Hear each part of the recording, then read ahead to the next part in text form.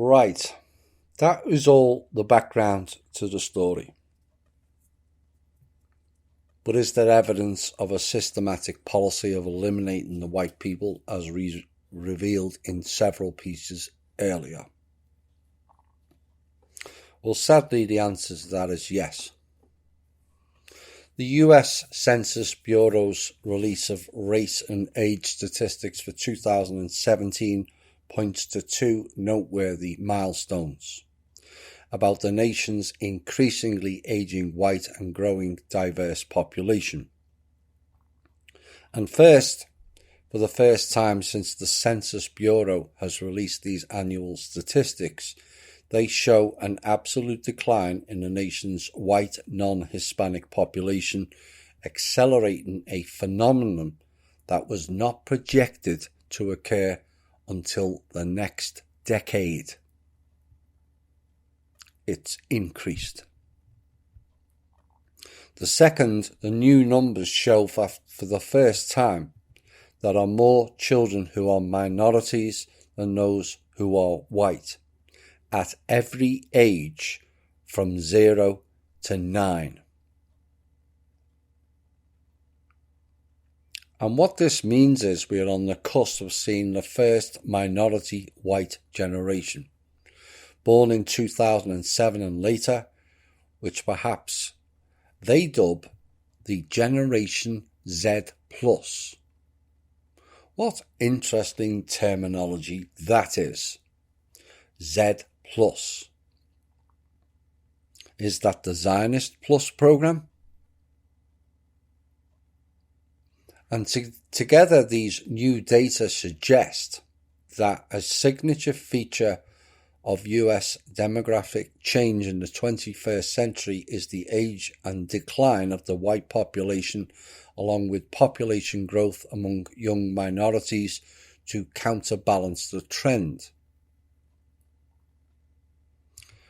And now you will begin to understand the reasoning behind many of the white race countries being forced to take refugees, who were deliberately bombed out of their home countries, I might add, and then pushed into the white race countries to devastating effects. And if we look at picture 7,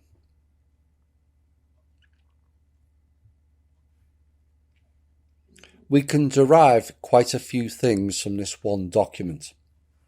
And the most startling is the decline of the white demographic in what is predominantly a white-based country. Let's not forget that. That is not a racist statement, because it is a fact.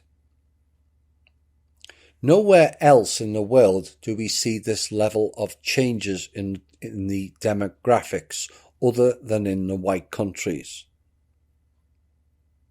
And this, I'm sad to say, is not by accident. They have been running this program for over 100 years now, and the reductions are startling. Me personally, I'm not against immigrants here either, as that would be going against my own status as a foreign-born national. In fact, one can argue for the Native Americans who were ousted from these lands first by the Indians. There's a reason they're called Indians. And then by the Jewish slavery ships bringing vast loads of white slaves here to America, followed by some black slaves. But Dane Calloway, who is black, said 98% of black Americans are native, not slaves. And slavery is not new either. The native Africans were rounding up their own people and selling them to Egypt, the Anunnaki, for thousands of years before the Jewish slavery ships arrived and were labelled as the white man. The Native Americans were working with the original white man long before in the past. They called them the White Brotherhood. That was the Rus, Ers and Aryans, and later Tartarians. But in the 1920s, America, the whites comprised of 89.7% out of 94.8 million. 94.8 million out of 105.7 million. 89.7% in 1920 were white. Now, on that document, what is also interesting is the drop in the black population at a time there was supposed to be an extra influx of slaves. In 1900, the blacks comprised of 11.6%. By 1910, it was 10.7%. And 1920, it was down to 9.9%. So if the population went up, and it was predominantly white, it was the whites that were brought in as slaves.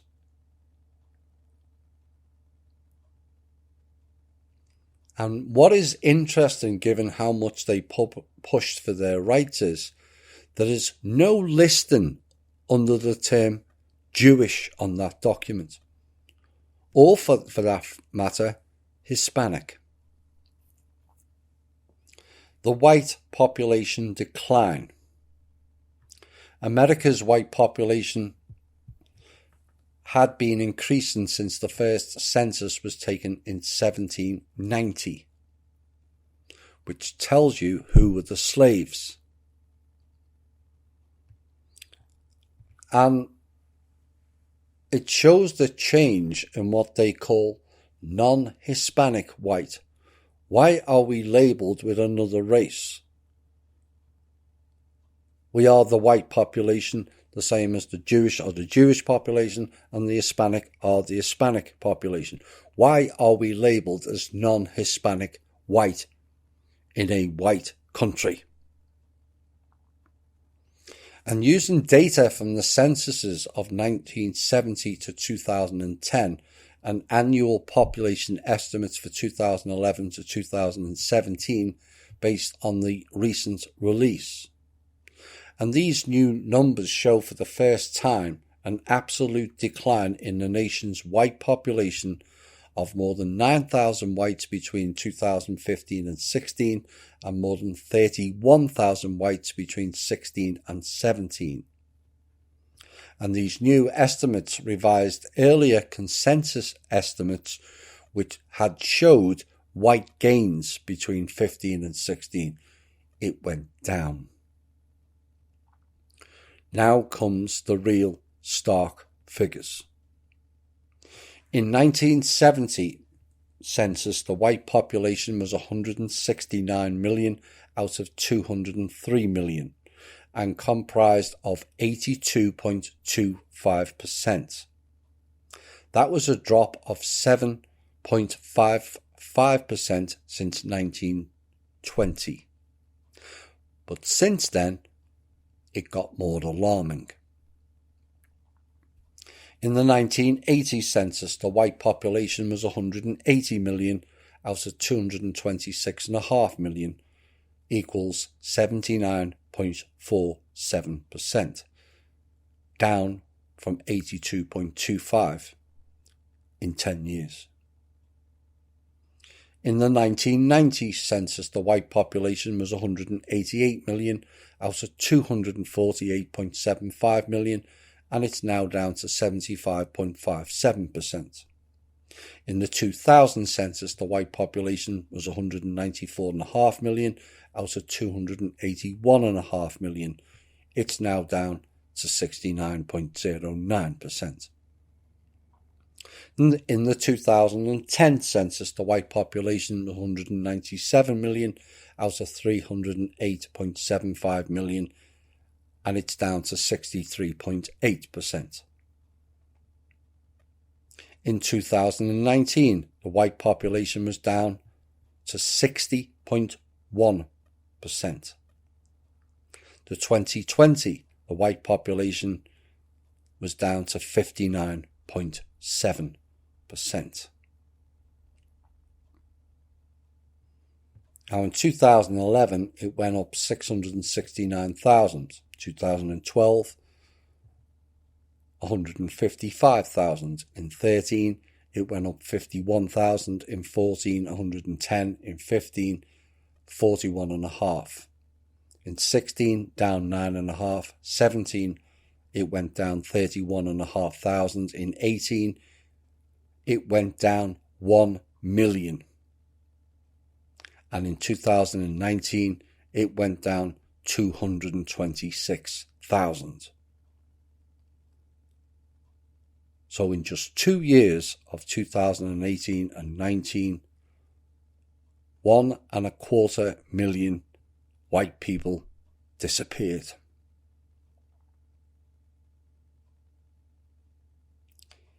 And in the census they say, although these annual white declines are extremely modest, of 0.005 and 0.016% in 16 and 17, respectively, they are an early harbinger of the long-term trend that the Census Bureau projected previously this year. And those projections showed that the white population declining further after 2023. And a second noteworthy finding from the new census estimates is that for the first time, minorities outnumber whites nationally for each age under 10. While earlier estimates revealed minority white status for some of these youthful ages, this is now solidly the case for individuals born in each year since 2007. Hence this generation, which they called Generation Z+, is the first truly minority white generation at 49.6% white. 26% of its members are Hispanic, 13.6% African Americans, and nearly 10% include Asians and persons of 2 or more races. Notably, they are now minority white in 15 states, including Hawaii, New Mexico, California, Texas, Nevada, and District of Columbia. In each of the latter states, the population under age 10 is less than 35% white. At the other extreme, 17 states, largely in New England, the Midwest, the Mountain West, house Generation Z plus populations that are more than 2/3 white. And this population is minority white in 43 of the largest 100 metropolitan areas, including in Los Angeles, where less than 20% of 0 to 9-year-olds are white. Nationally, whites under the age of 10 sustained a loss of 1.2 million between 2010 and 2017. Whites under the age of 10 lost 1.2 million between 2010 and 2017, according to the new estimates. And this loss of youthful whites is fairly pervasive, occurring in 43 states and 81 of the nation's 100 largest metropolitan areas. This trend has also taken place in over 80% of the nation's 3,100 counties. Now, that research was done by the Brookings Institute, another of their think tank clown organisations. And what the researcher on this document clearly missed is the decline starting from just after Israel Cohen's speech in 1912. This is indicative of a general aging of the white population, which means proportionately fewer white women in their childbearing years and an excess of death over births, which is a natural decrease. Except it's not. And the recent downsizing of the white population could reflect post-recession related fertility declines in the white population, leading to an inflation of white natural decrease to its highest levels of the last 6 years. And the past year also showed a downturn in white immigration. And whilst this is almost always deemed to be against people of colour or non-whites, in 1920 the American white population comprised of 90%, with 95 out of 106 million. Between 1920 and 1970, the white percentage went down 7.5%. But 1970 to 2020, the same 50-year span, it went down another 22.5%.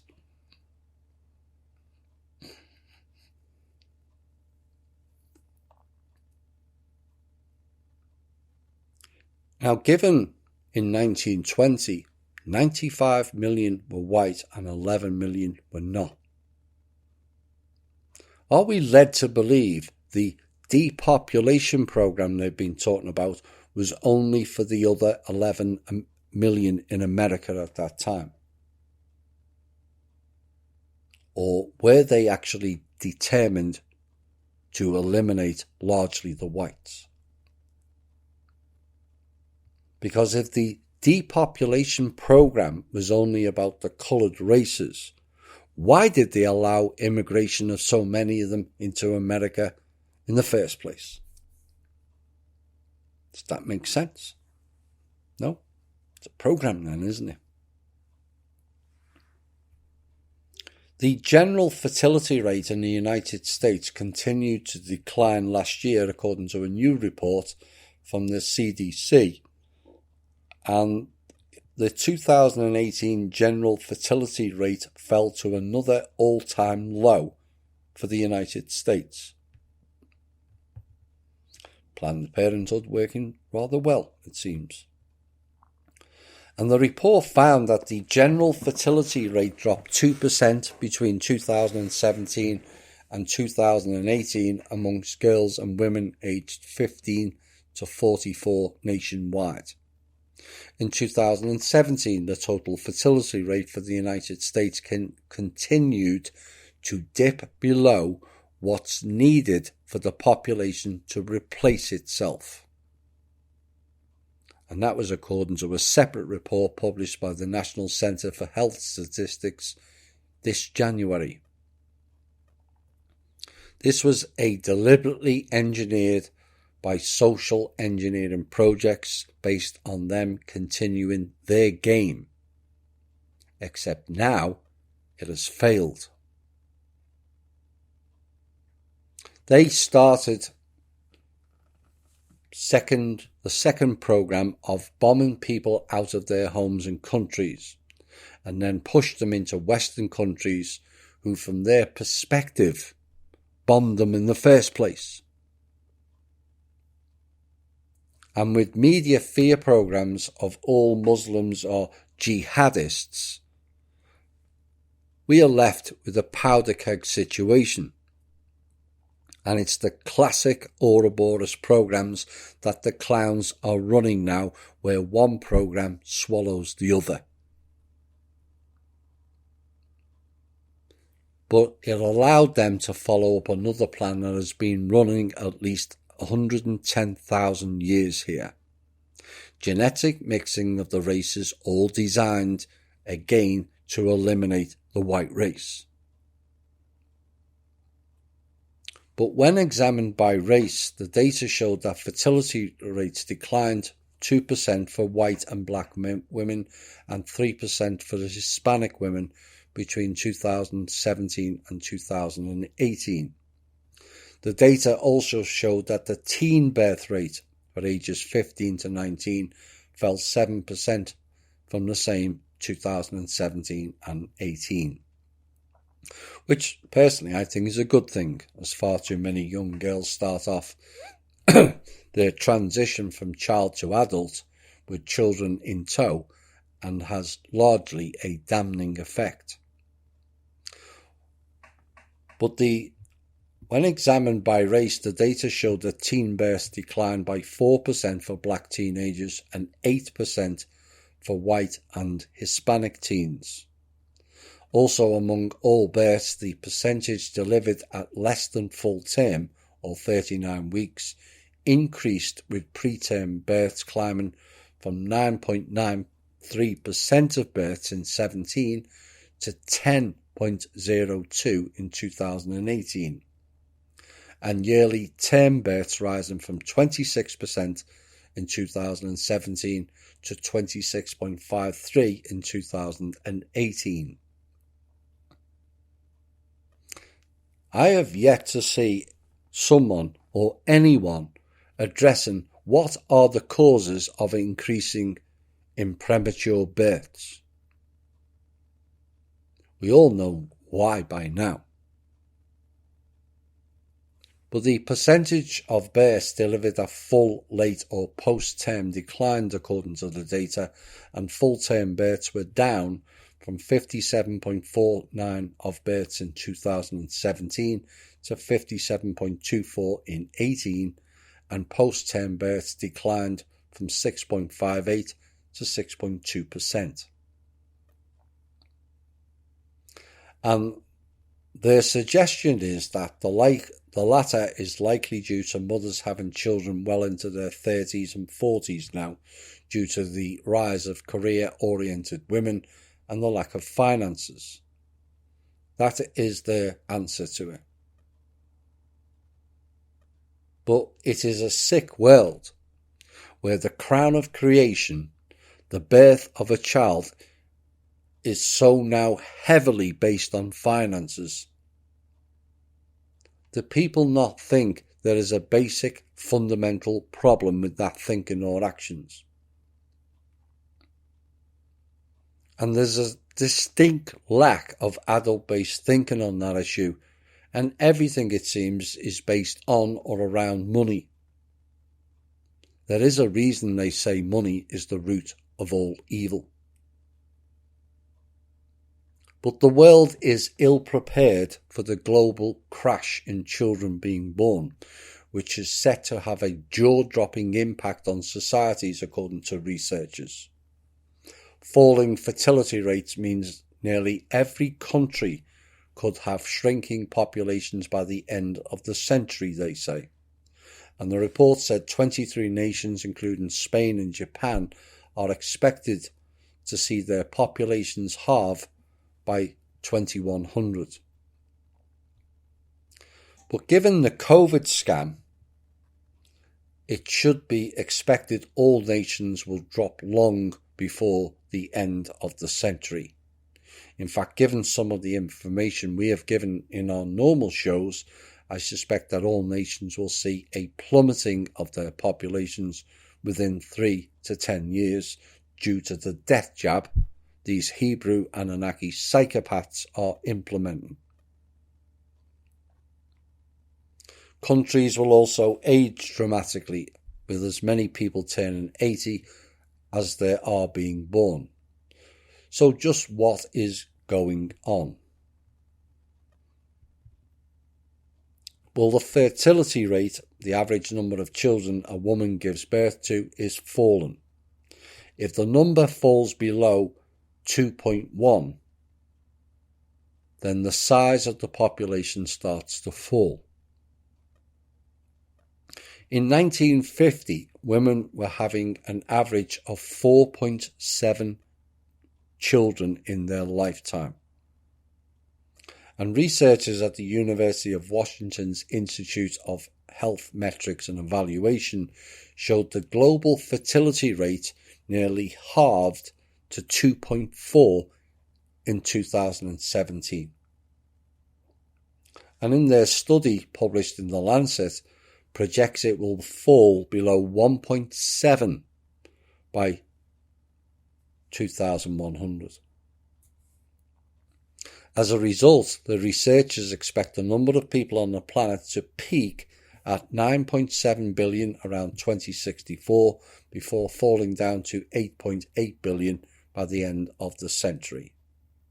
What utter bullshit they speak, using Johns Hopkins math. How can the birth rate plunge from 4.7 per female to 2.4?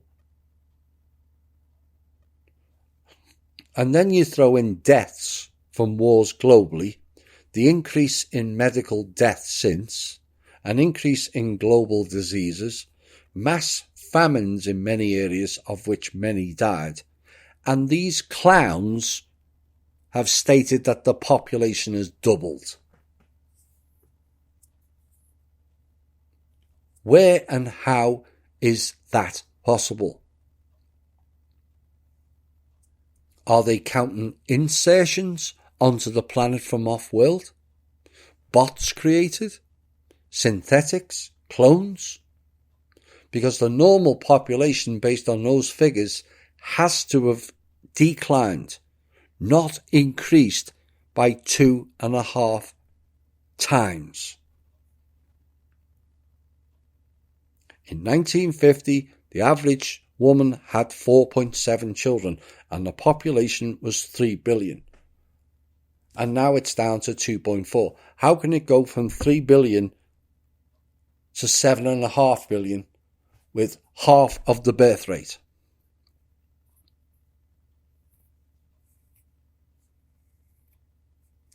That's a pretty big thing, said researcher Professor Christopher Murray, who said most of the world is transitioning into natural population decline. No, it's not. It's deliberately engineered, and particularly for one race. I think it's incredibly hard to think this through and recognise how big a thing this is. It's extraordinary.